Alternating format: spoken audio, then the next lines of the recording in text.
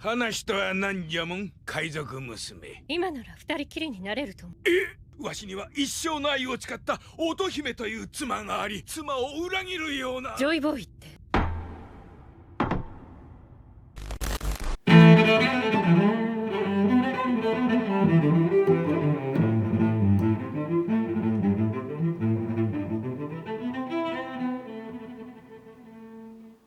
Hey my dear pirates, you are on channel Straw Hats One Piece Theories, and in today's video we're going to talk about the biggest and most powerful gang that could ever exist in the One Piece universe. Yes, guys, today we are going to talk about the possible band of pirates of Joy Boy, where Poseidon and Im-sama could have been part of.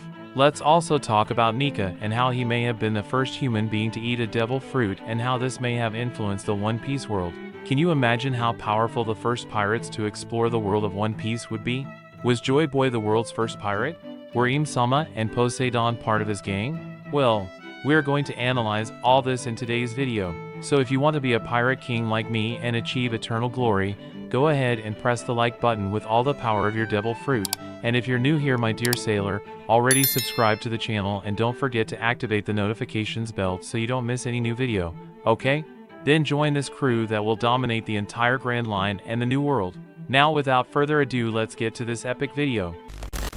And well my dear pirate, the correlation between Nika, Joy Boy and Luffy is still developing, but what it all indicates is that these three figures are in the world for a journey behind the liberation of peoples and true freedom while joining forces with various allies and facing several enemies. While some people believe that Nika is a deity that predates Joy Boy, other people say that Nika is actually a being that came after Joy Boy found the last island. The truth is that both Nika and Joy Boy are both more mysterious figures. Joy Boy actually seems to have existed while Nika seems to be just a legend of a deity, so to speak, who named it Devil's Fruit, this fruit that our dear protagonist Monkey D. Luffy ended up eating and awakening the powers of this pseudo-deity. So it seems that they are all connected to each other. So thinking about it, could it be that just like Luffy, Joy Boy or Nika had their own gang?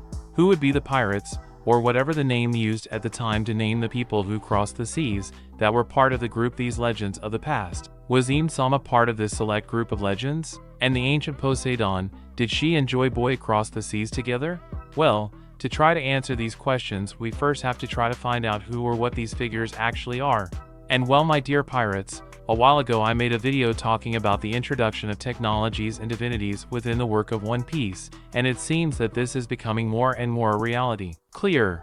It is not possible to say that divine beings really exist in the One Piece universe. All these beings that we mentioned may just be people who saw and lived in a time of great experiments and great evolution where many things needed to be hidden. Perhaps the current scenario that we see today in One Piece is just a pseudo-advanced world that had its evolutionary potential cut off by what happened in the lost century. So maybe Im-sama, Nika are not in fact some kind of deities, but technological experiments from the past. Since J. Garcia Saturn's name was revealed to us, more and more theories about all these names being based on stars and Greek deities lead us to think that everything in One Piece, the characters' powers, the devil fruits and even the weapons' ancestors, are just fragments of a divine or mystical power from the past, but the truth may be otherwise. It could all have to do with human evolution as we've seen in the current arc with Vegapunk. In the past there was some conflict between those who wanted the world to move forward along this path while others did not want the world to be lost in this way due to advanced technology, and so the Joy Boy gang was disbanded.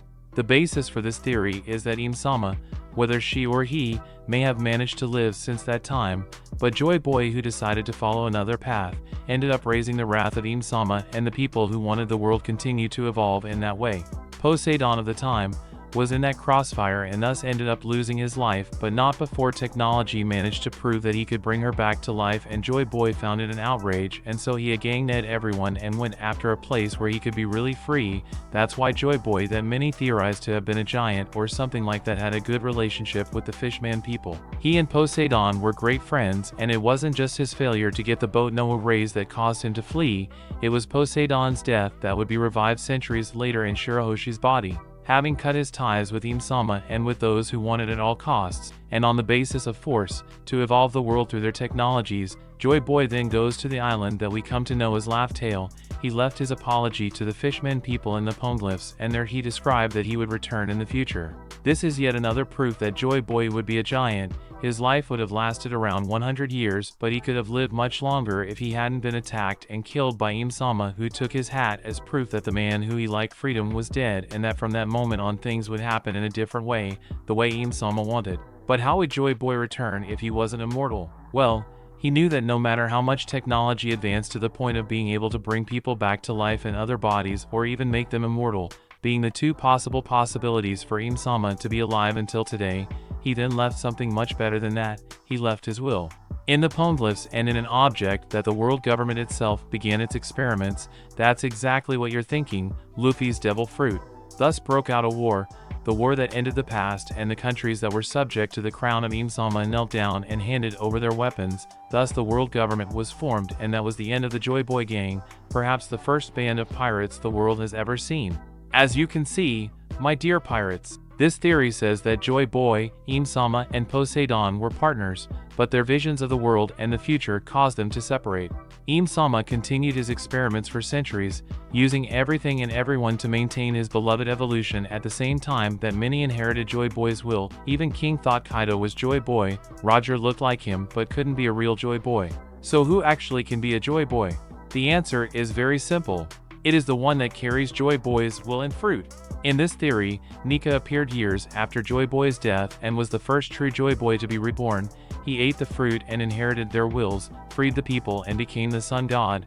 But now it's Luffy's turn to ride his powerful gang just like Joy Boy, but unlike him, both are only following the freedom and liberation of the people, motivated by the one who has the Hito Hito no Mi model, Nika. The new sun god, the new liberator of peoples, the new pirate who will have the most powerful gang that ever lived, that's Luffy. But now I want to know your opinion about everything we commented here today.